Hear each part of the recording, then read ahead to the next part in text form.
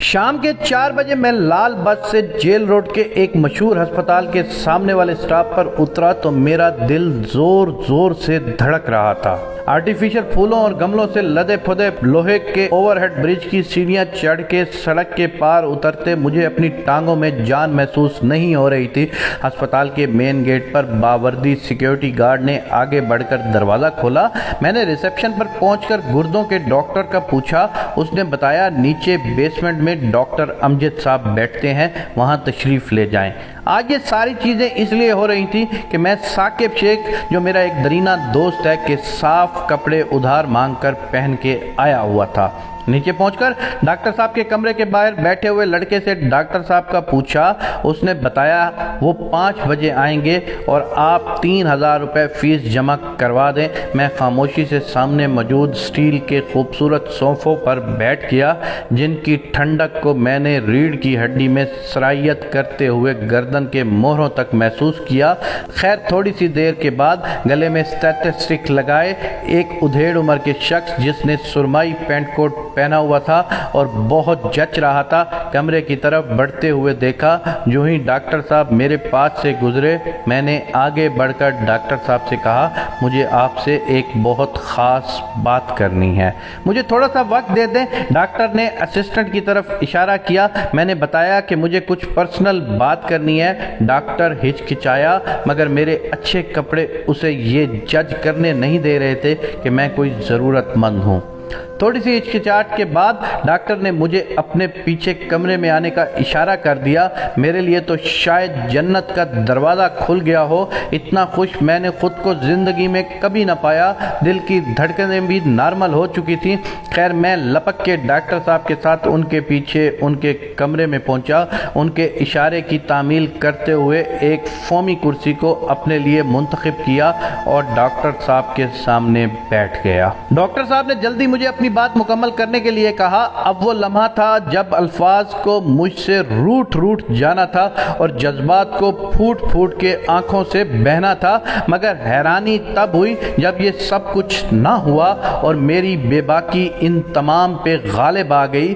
میں نے سیدھا کہہ دیا کہ مجھے اپنا اور اپنے بیٹے کا گردہ بیچنا ہے۔ ڈاکٹر چونک اٹھا اور اپنی سیٹ سے کھڑا ہو کے مجھے کہنے لگا کہ کیا بکواس کر رہے ہو، میرے کمرے سے نکل جاؤ، میں تمہیں گردہ فروش لگ رہا ہوں۔ ڈاکٹر ایک دم سے غصے میں لال پیلا ہو گیا۔ میں ڈاکٹر کے غصے کو نظر انداز کرتے ہوئے ہاتھ جوڑ کر اپنی سیٹ سے کھڑا ہو کر بولا، اگر یہ ممکن نہ ہو تو میں اسی ہسپتال کی چھت سے کود کے آج مر جاؤں گا۔ میری بات نے ڈاکٹر پہ اثر دکھایا۔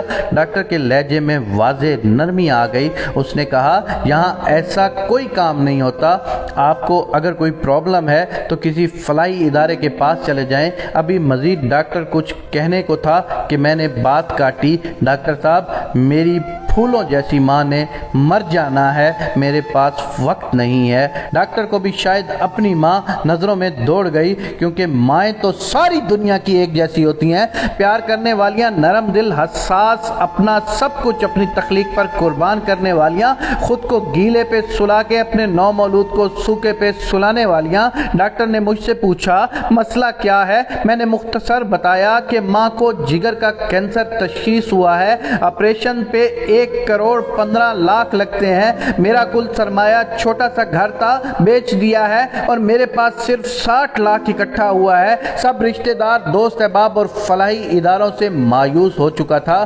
پرسوں جگر کے ڈاکٹر نے بتایا کہ اب ٹرانسپلانٹ کے لیے وقت بہت کم ہے، 1-2 روز میں فیصلہ کر لیں۔ میں ماں کو گھر لے آیا۔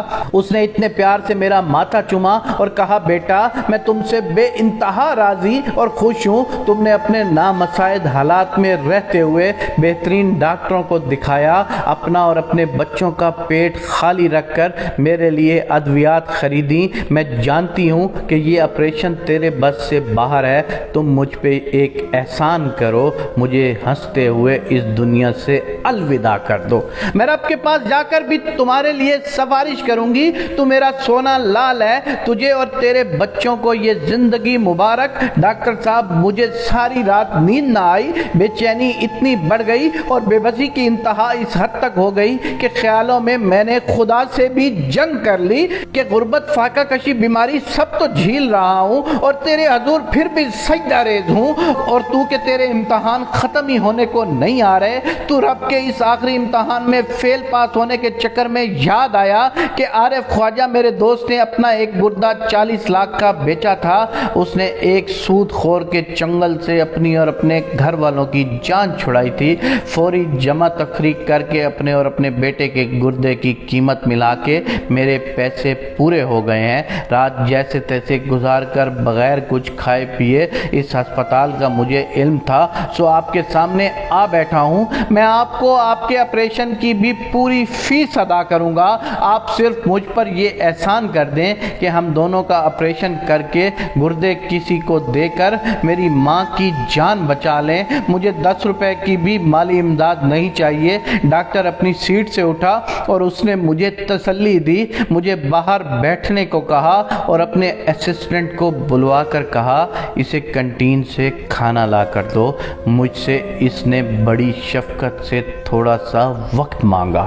میں اپنی لاش کو اپنے پاؤں پہ اٹھا کر باہر ویٹنگ روم میں آ بیٹھا۔ کھانے کے بعد مجھے چائے بھی پینے کو ملی۔ رات 10 بجے ڈاکٹر صاحب اٹھ کر باہر آئے اور مجھے اپنے ساتھ آنے کو کہا۔ باہر آ کر انہوں نے مجھے اپنی گاڑی میں بٹھاتے ہوئے میرے گھر کا پتہ پوچھا۔ میں انہیں دروغہ والا کی ایک گلی تک لے کر آتے ہوئے اپنے مکان کے سامنے رکنے کو کہا۔